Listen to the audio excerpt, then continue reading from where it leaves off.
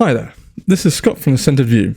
Like many of you, I've had it on my TV quite a bit, just of late, with them showing a lot of footage of the Women's Euro football tournament. Much like the Men's Euros, or most other sports in general. I wasn't particularly interested in it, but was very happy that they were winning their games, especially since they were scoring so many goals. Actually, my wife enjoys watching sports more than I do, especially tennis, which is also enjoying football very much as well at the moment. It was recently presented to me via a Guardian article where the headline reads, "Lack of diversity in England women's squad may or will stop many girls from dreaming." The article goes on to mention many other interesting points. Young girls who cannot see anyone who looks like they do lack heroines to emulate, and that matters. Also, they mentioned that socioeconomic backgrounds might well play a part in this. They said, part of the problem stems from WSL teams having moved mainly to leafy new suburban or semi-rural training facilities away from cities, places like Surrey, Hertfordshire and Cheshire. Many young black girls who often live in inner cities can struggle to reach out-of-town training grounds. This, I believe, comes hot on the trail from BBC presenter of Elidith Barber, who, although very happy that the ladies have just beaten Norway 8-0, which was an amazing win, she wasn't particularly happy with the fact that the people who had achieved this marvellous feat in itself, she wasn't happy with the type of faces that had achieved it, stating, "It was a historic 8-goal victory for England last night as the Lionesses secured their place in the quarterfinals. All starting 11 players and the 5 substitutes that came onto the pitch were all white, and that does point towards a lack of diversity in the women's game in England. Give with one hand and take away with the other, hey, Miss Barber."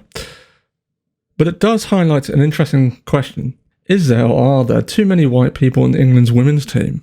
I think the first thing to look at would be if there are any people of colour actually in or on the total female England's football team. Looking on englandfootball.com for the women's senior team, all showing very nice images I might add, we can see that there are actually 3 black players, Jessica Carter, Demi Stokes and Nikita. 3 black players out of 22 players. Although I might add, there isn't anyone from South Asian origin, which will be actually relevant later. It already appears that there is a slight cloak and dagger moment for the BBC presenter, as she was already probably aware that these players were already on the England team. But due to that big win, everybody from all backgrounds should be there to share in that glory. To be fair to Miss Barber, she was most likely reading from an auto-prompter, only reading what her or the writers had written for her. On the other hand, it may have very well been on an improv moment for her where she felt it was needed to be said for her own peace of mind. Now that we know there were actually some black players on the females England team, the next step would be to look at overall demographics of England to see if it is representative of the England's women's team overall. Looking at Wikipedia, yes, I know. My lecturers at uni will be rolling over in their graves to use Wikipedia. Well, not their graves, as most of them were still young and didn't have one foot in the grave. But I digress. According to Wikipedia, ethnic makeup of England, Britain, is as follows. White people make up 86.32%, Asian/British Asian, 7.19%, British Black, 3.15%, British Mix, 1.62%, and the other final 1.72% is just other. So if we were to have a football team of 100 women, 3 would be black, so 3%. But instead, if we were to reduce that to around the 20 mark, which would pretty much cover the England's women team, that would mean there should be an average of 0.6% or 0.6 black women playing for the England team. Obviously, we can't have half a woman running across the pitch, as much as it would be oddly amusing to see, so we would have to round the number up to 1, which would really mean there is actually far more representation, as the saying goes, than is actually needed. But say if we were to plug all the ethnic minorities into one group, say 14%, around 14%, there should be now be representing the England women's team. This will still represent 1 player, 2 if max. Next issue would be, would the actual other ethnic minority groups be okay with just being lumped in together with every other ethnic minority to bolster those numbers? Given that my wife is of South Asian origin and has watched many times, I might add, Bend It Like Beckham, she would be most upset that her group has just been lumped all together. Also begs the question, why did the media only focus on black people when they refer to diversity from football teams to adverts? I know from hearing from my wife, this frustrates her immensely. It does seem quite odd, considering, as I mentioned before, I told you it was going to come up again, that British Asians actually make up more than double of black people in Britain, 7.19% to the 3.15%. it would seem more apt or appropriate that the focus be on British Asians and not black people. But I'll save that discussion for another video. The Guardian also mentioned that socioeconomic issues might be a factor to the lack of people from ethnic minorities or groups, and that they have to travel to the many sites that might have been a higher distance. Obviously it would cost more to get to and whatnot. I would be more inclined to agree with this, to be fair, as poverty has such a huge negative impact on all groups of people from around the world, and they're obviously impacting their ability to achieve their dreams and ambitions. It could also impact a person's mental health negatively in believing that they may not be good enough at it, or the sports, or a job, as an example. The whole so-called the imposter syndrome. This can affect not just areas of sport, obviously, like I said, there are many others aspects in their lives, like jobs and career prospects. The Guardian piece also mentioned cultural backgrounds might be another factor, stating, "There is the lack of understanding about cultural barriers in some Black, Asian and minority communities, where there are often a lot of different pressures for girls to conform to gender norms. For example, when British Cycling began encouraging people from the Southeast Asian community to take up cycling, it did not initially realise that in that culture, cycling was synonymous with poor people and consequently looked down on. Once officials explained why cycling is regarded very differently, a positive response followed. Unfortunately, there are two issues with this point of view. And that is, when we look at England's men's team, we actually see that we have an overrepresentation of black players. It is also overly represented by working class people.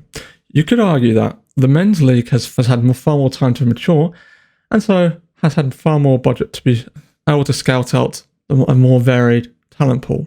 The problem with this theory is it still goes back to the overall demographic of England, and would then suggest it would still be more likely to have more white players due to there being more white people in England. I would probably say that this is more true that South Asian families are far more strict when it comes to career choices, which my Guardian quote did mention. My own personal experience with my wife and her stories would reinforce this point. I remember one of her stories she mentioned when she was picking her A-levels at high school, and a school friend who was was of South Asian heritage asked her what she was studying. And she was shocked that my wife was studying no sciences, stating, "Oh, you aren't studying to be a doctor?" As other similar articles of similar ilk were posted online, even in the news in Ghana got in on the act, with an article actually just literally stating in the first sentence, England have just 3 non-white players in their Euro squad, with the team that dominating the tournament largely lacking a representation, something the FA is already trying to address. They have been the outstanding team of Euro 22 so far, with 3 straight wins, 14 goals scored and none conceded. Player leading the race for the Golden Boot and games played in front of capacity stadiums. But the positivity surrounding England's pursuit of glory has been impeccable claims that Serena Wigman's teams lack the diversity in the country it represents. They go on to mention something I've already covered. Well, Gareth Southgate's men's England team reached the final of Euro 2022 last year with 11 players of black or mixed heritage in the 26-player squad. Only 3 of the Lionesses of the 23-player squad.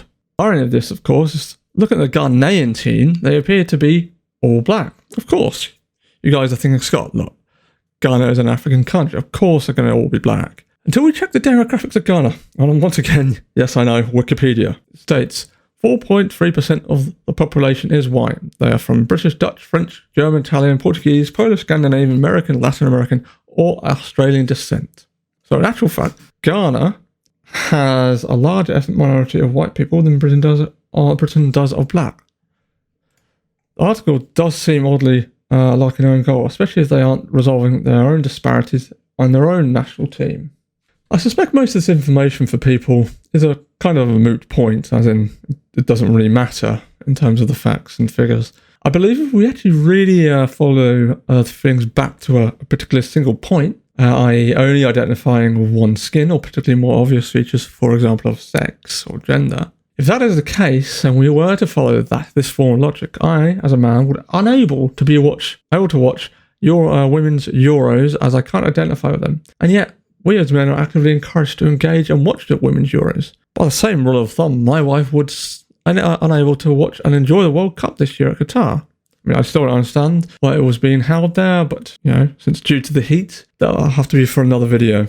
I would argue that this form of logic isn't helpful for anyone, including whether or not you're right or leaning or left-wing leaning. That's why I've been attempting to go down to the centre of a view with an open view. The main thing that binds us together is not the way we look, the sex we have. All of us have been growing up and living in this country that is England. We could and should be cheering everyone on who represent our team, knowing that they all grow up in this land, enjoying with the similar background and similar food. The things that are similar to us should unite us, not looking for ways to divide us. That's just my centre view. I hope you've enjoyed the video. Be sure to like it if you liked it, subscribe, dislike if you don't. Comment if you really want to push the post out. Anyway, until next time, my friends, goodbye.